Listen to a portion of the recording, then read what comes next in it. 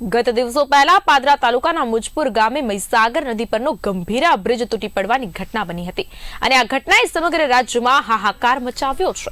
નિર્દોષ લોકોના જીવ ગુમાવવાનો વારો આવ્યો ત્યારે આ દુર્ઘટનાના પડઘા માત્ર પાદરા પૂરતા સીમિત નથી રહ્યા। આ ઘટના બનતાની સાથે જ ભરૂચ જિલ્લાના આમોદથી પસાર થતા ઢાઢર બ્રિજ આવેલ છે। જંબુસર સહિત વડોદરા અને સૌરાષ્ટ્રને જોડતો અગત્યનો બ્રિજ કહી શકાય। 24 કલાક ઇન્ડસ્ટ્રીયલ મટીરીયલ ભરેલા કોમર્શિયલ ભારદારી વાહનો તેમજ પ્રાઇવેટ વાહનો ધમધમી રહ્યો છે। આ અત્યારે આમોદથી પસાર થતી ઢાઢર નદી જે નાના મોટા અસંખ્ય મગરો વસવાટથી જાણીતી છે તે નદી પરના બ્રિજ અત્યંત ભયજનક સ્થિતિમાં હોય તેના પરથી પસાર થતા લોકોમાં ભયનો માહોલ જોવા મળી રહ્યો છે। તો ભરૂચ જિલ્લા કલેક્ટર ગૌરાંગ મકવાણા સહિત અધિકારીઓ બ્રિજની મુલાકાતે આવી પહોંચ્યા।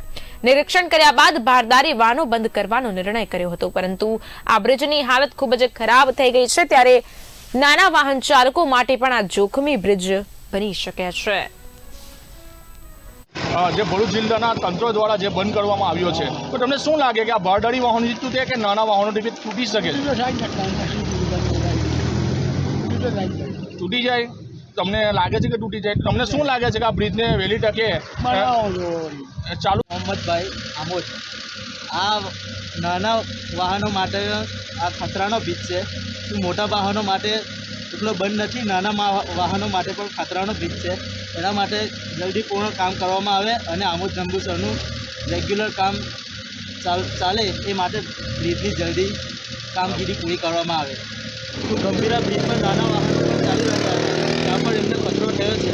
આ બ્રિજ જલ્દીથી જલ્દી એનું કામ પૂર્ણ કરવામાં આવે અને આમોદ જંબુસરનું રોજ રેગ્યુલર કમ્પ્લીટ ચાલુ કરવામાં આવે। એ રીતે આપણી નમ્ર વિનંતી છે કે આ બ્રિજનું કામ જલ્દીથી જલ્દી સમાપ્ત કરવામાં આવે। નમસ્કાર દર્શક મિત્રો, બી ઇન્ડિયા ન્યૂઝ સાથે હું છું અકબર બેલી।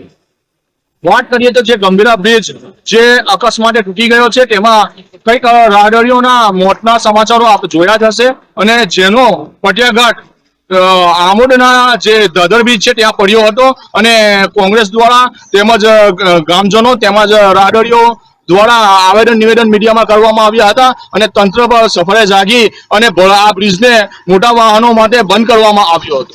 તો શું આ મોટા વાહન માટે બંધ કરવા માટે અહીંયા એક રેલિંગ લગાવવામાં આવી છે કે આપ કેમેરામેનને દ્રશ્ય બતાવવાની કહીશ કે દ્રશ્ય બતાવે, જેથી આ જે રેલિંગ લગાવી છે અને રેલિંગ લગાવીને તંત્ર શાંતિથી અહીંયા આપ જોઈ શકો છો। કેમેરામેનને રિક્વેસ્ટ કરીશ કે આવા મેન્ટલ નાખી અને સંતોષ માણી લીધો છે અને બે દિવસ આ રોડને આ રીતના મરામત કરવામાં આવી છે। આવું કામ કરી અને આ બ્રિજને જાણે તંત્ર ભૂલી ગયું હોય એ રીતે ભારદારી વાહનો બંધ કરવા માટે સૂચન કરવામાં આવ્યું હતું અને ભારદારી વાહનો બંધ કરવામાં આવ્યા હતા, જેમાં મિની બસ તેમજ 108 જેવી એમ્બ્યુલન્સની સેવાઓ ચાલુ રાખવાની જાહેરનામામાં હુકમ હતો અને ભારદારી વાહનો બંધ કરવાનો હુકમ હતો।